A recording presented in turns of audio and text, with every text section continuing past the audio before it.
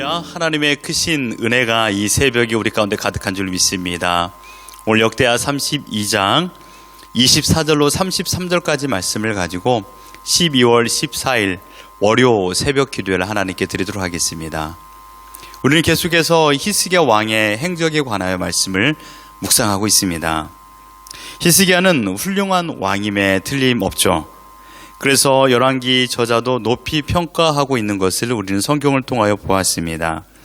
25살에 자기 아버지 아하스 둘을 이어서 어렵고 힘든 나라를 안정적으로 통치하였던 위대한 왕이었습니다. 그가 했던 행적을 보십시오. 가장 위대한 행적은 바로 많은 상당들을 제거하고 아세라 목상을 제거하는 종교개혁을 집행했던 왕이었습니다. 유월절과 무교절을 진행하여서 온 국민들에게 성결을 외치고 성결 운동을 진행했던 왕이었습니다. 열왕기하 18장 5절에 보면 이렇게 표현하고 있죠. 히스기야가 이스라엘 하나님 여호와를 의지하였는데 그의 전후 유다 여러 왕 중에 그러한 자가 없었으니. 또한 7절에도 이렇게 말합니다. 여호와께서 그와 함께 하심에 그가 어디로 가든지 형통하였더라. 저가 아수르 왕을 배반하고 섬기지 아니하였다라고 말했습니다. 어제 말씀을 묵상하셨겠지만 천하를 호령하는 아수르 대군이 지금 남유다를 침공하였습니다. 이보다 더 큰 위기는 없었지요. 그런데 어떻게 했습니까? 히스기야는 아수르에게 머리를 숙이지 않았고요. 힘 있는 애굽 군사를 의지하지 아니하였으며 오직 하나님, 만군의 여호와 하나님만 의지한 결과 아수르 군사 18만 5천 명이 산송장이 되는 위대한 승리를 경험한 왕이었습니다. 대단한 일입니다. 또한 자신에게 중병이 들었을 때 어떤 의사도 치료할 수 없는 상황 지경에 이르렀죠. 근데 어떻게 되었나요? 24절에 보면 여호와께 기도하며 여호와께서 그에게 대답하시고 또 이적을 보이셨다라고 했습니다. 하나님께서 기도를 들으시고 3일 만에 너가 회복이 되어 성전에 올라가 하나님께 예배할 것이다 라고 말씀해 주었고 그 말씀대로 그 기적은 일어났고 히스기야는 깨끗이 나음을 받았습니다. 그러나 여러분 25절에 보면 그의 마음에 엄청난 변화가 찾아옵니다.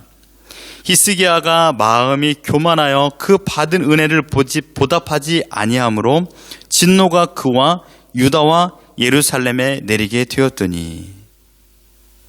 항상 우리가 조심해야 될 게 무엇일까요?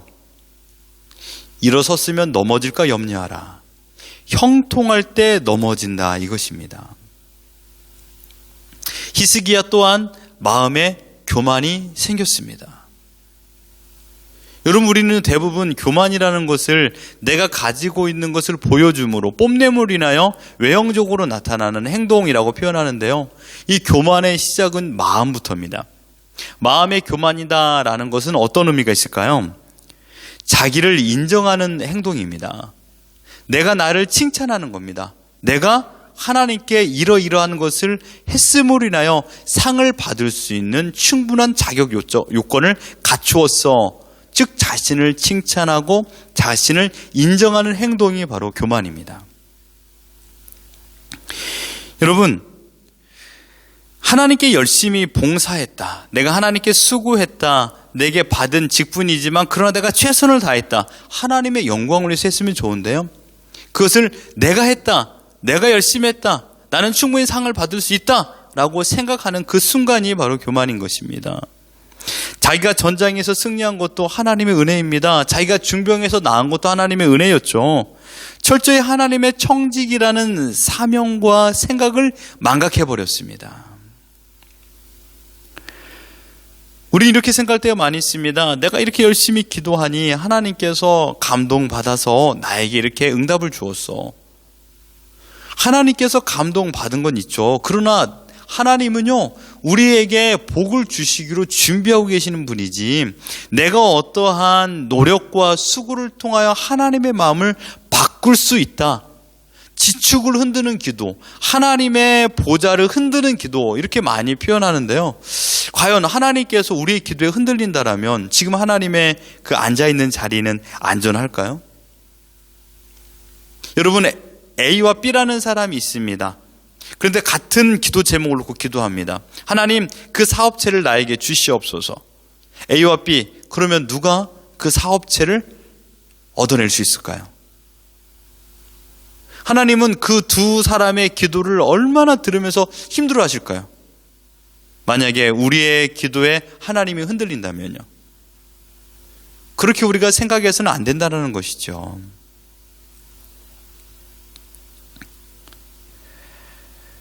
여러분, 하나님께서 그러한 행동, 즉 교만의 마음을 가지고 있었을 때 어떻게 처리하십니까?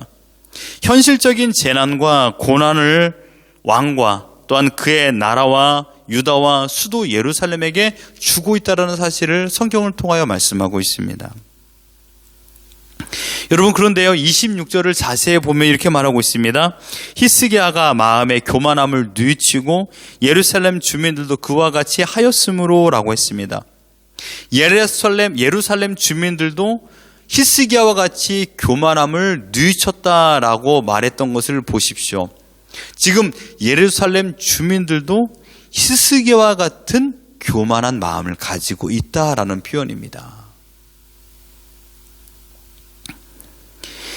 예루살렘 주민들도 히스기야와 같이 교만함에 사로잡혀서 우리가 하나님께 당연히 상을 받을 만한 행동을 했다. 우리가 승리를 거둘 수 있을 만큼 하나님께서 우리를 보호해 줘야 될 충분한 자격 요건을 우리가 갖추었다라고 그들은 생각하고 있었습니다. 그래서 그들은 하나님 앞에 회개해야만 했고 히스기야와 마찬가지로 함께 회개 운동에 동참하였습니다. 여러분, 예루살렘 거민들도 주민들도 히스기야와 같이 교만함으로 인하여 마음에 균열이 생긴 겁니다. 하나님과 나와의 관계, 그 관계에 교만이 들어오면 자연스럽게 균열이 생기고 멀어지게 되어 있죠.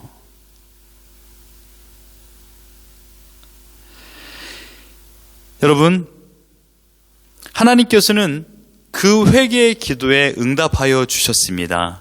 그래서 히스기야 생전에 여호와의 노가 그들에게 임하지 아니하였다라고 본문에서 표현하고 있습니다. 히스기야는 또 한 번의 커다란 범죄를 하게 됩니다. 우리도 이러한 실수를 많이 하게 되죠. 하나님께서 히스기야에게 물질의 또한 형통의 복을 허락하여 주셨습니다. 오늘 본문의 27절부터 30절까지가 히스기야가 받은 복의 내용입니다. 하나님께서 그에게 모든 것을 풍성하게 줬습니다. 가축, 산이나 들, 곡간이나 창고를 풍성하게 채워 주었어요. 그래서 30절 이렇게 표현하고 있습니다. 히스기야가 그의 모든 일에 형통하였더라. 그런데 문제는 어디서 나타납니까? 31절에 나타납니다. 바벨론 사절단이 히스기야가 병들어 있었다는 것을 듣고 문안하러 왔는데 이 말씀을 이사야 39장 2절 이렇게 표현하고 있습니다. 히스기야가 사자들로 말미암아 기뻐하여 그들에게 보물 창고 곧 은금과 향료와 보배로운 기름과 모든 무기고에 있는 것을 다 보여주었으니 히스기야가 궁중의 소유와 전 국내의 소유를 보이지 아니한 것이 없는지라.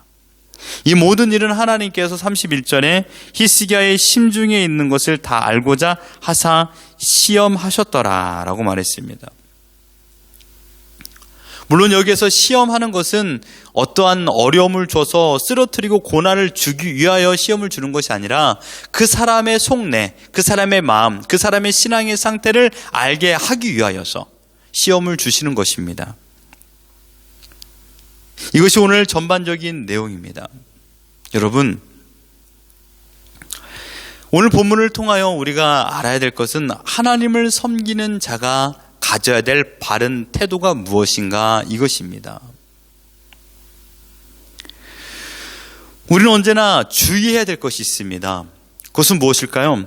내가 전심으로 하나님을 섬긴다라면 하나님께서 나의 섬김에 응당, 대가를 지불해 줘야 된다라는 태도입니다. 우리는 너무나도 우리의 열심에 도취되어 있을 때가 많습니다. 나의 열심에 내가 매력을 느끼는 거예요.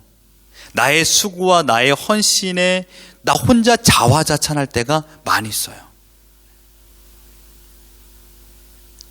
여러분, 우리가 넘어질 때를 자세히 보면요, 쓰러질 때 보고 실수할 때 보면 감정의 최정점에 있거나 제일 밑바닥에 있을 때입니다. 감정의 상한가를 칠 때나 감정의 하한가를 칠 때입니다. 이것을 쉽게 표현하면 우리의 업다운이 심할 때입니다. 가장 업이 될 때, 그때 실수를 하게 되고요, 가장 다운이 될 때 실수하게 됩니다. 너무 기분이 좋아서 실수하게 되고요, 너무 일이 잘 돼서 실수합니다. 그러나 반대로 너무 일이 안 되고 너무 저조하고 힘든 상황이 돼서도 실수할 때도 많이 있습니다. 그래서 항상 중요한 건 뭘까요? 밸런스. 가장 중요한 것은 하나님과 함께하는 마음이에요. 근데 우리는요, 이 감정 컨트롤이 잘 안 돼요. 히스기야도요, 가장 어려웠을 때와 가장 좋았을 때를 경험했습니다. 그런데 언제 넘어졌습니까? 가장 좋았을 때, 가장 감정의 상한가를 쳤을 적에, 그때 여지없이 교만함으로 넘어지게 되었습니다. 그래서 언제나 변함없는 믿음의 태도, 이것을 유지하는 것이 어렵습니다. 그 나를 붙잡아주고 있는 그 강력한 힘이 있어야만이, 내 가운데 나를 붙잡고 있는 강력한 힘이 있어야만이 우리의 마음이 흔들리지 않는 거죠. 이것은요, 내 스스로 어떠한 나의 신념으로 만들어낼 수 있는 게 아니죠. 철저한 하나님의 은혜로 그 은혜가 나를 이끌어가고 있다는 것을 믿을 때 비로소 내가 흔들리지 않습니다. 많은 사역자들, 많은 헌신자들이 넘어질 때가 언제인지 아십니까? 내가 열심히 특심이 될 때입니다. 내가 열심히 막 뜨거워질 때예요. 그 열심이 나를 막 삼켜버립니다. 그 열심의 파도로 나뿐만 아니라 내 옆 사람에게도 영향을 미치고 함께 막 동역하게 돼요. 그런데 열심을 하고 나서 뒤돌아보니 나의 수고만 보이고 나의 노력만 보이고 내가 헌신했던 그런 모든 물질이 보인다면 그것은 지금 내가 잘못 걸어간 길이라고 생각할 수 있는 겁니다. 우리가 아무리 애를 쓰고 노력했어도 그것이 하나님으로부터 칭찬을 받을 만한 거리라고 생각해서는 안 됩니다. 다만 하나님의 영광을 따라서 우리가 순종하는 자녀가 되었다라는, 즉 하나님의 자녀다운 성품을 우리에게 주셨고 이것이 나를 통하여 나타내 보이는 것, 이것으로 우리는 충분히 만족할 수 있는 것입니다. 왜 그렇습니까? 지난 과거 우리는 어떤 존재였습니까? 하나님과 상관없었습니다. 세상의 육신의 정욕과 안목의 정욕과 이생의 자랑을 따라서 물질 만능주의에 사로잡혀 살아갔던 존재였습니다. 그런데요, 하나님의 은혜를 경험하고 하나님의 손에 붙잡힘 당하고 나서 어떻게 되었죠? 변화를 받은 것이죠. 그래서 이제는 이전 것이 지나가고 새 것이 되어서 이 하나님의 은혜 가운데서 살 수 있도록 우리를 붙잡아 주었지 않습니까? 그 은혜에 감사하는 그 표현이 있으면 되는 것이죠. 우리는 이러한 실수를 많이 합니다. 그래서 항상 우리 자신에게 물어야 됩니다. 누구를 위한 기도인가? 누구를 위한 열심인가?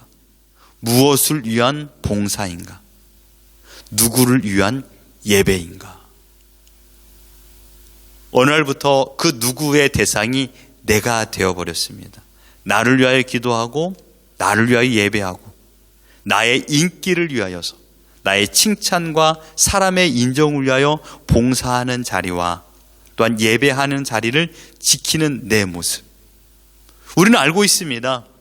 이러면 안 되는데 하면서도 불구하고 나의 어리석음이 나를 이끌어가고 있습니다. 우리가 지혜로워서 하나님을 깨달았다라고 말할 수도 없습니다. 왜 그렇습니까? 나의 지혜가 아니라 나처럼 어리석은 사람도 깨달을 수 있도록 지혜를 주신 하나님의 능력의 손길을 경험한 것뿐입니다. 즉 우리는 기적을 경험한 것입니다. 나처럼 어리석은 자에게 깨달음을 주신 하나님의 기적. 전적으로 하나님의 은혜만이 나에게 이끌어 주시고 전적인 하나님의 은혜가 날 이끌어 주심으로 말미암아 지금 우리가 살고 있다라는 것을 기억하십시오. 누군가는 오늘 아침을 맞이하려고 몸부림쳤지만 이 아침을 맞이하지 못한 채 눈을 감은 자들도 있습니다. 그럼 우리는요, 너무나도 자연스럽게 눈을 뜨고 아침을 맞이합니다. 나의 능력입니까? 어제 먹은 음식의 영양분 때문일까요? 아니에요. 하나님께서 생명을 허락하여 주신 기적을 베풀어 주었기 때문에 오늘을 살 수 있는 것이지요. 그러므로 우리는 이렇게 고백해야 됩니다. 하나님, 저는 하나님 앞에 먼지반도 못한 존재입니다. 이성 없는 짐승과 같은 존재입니다.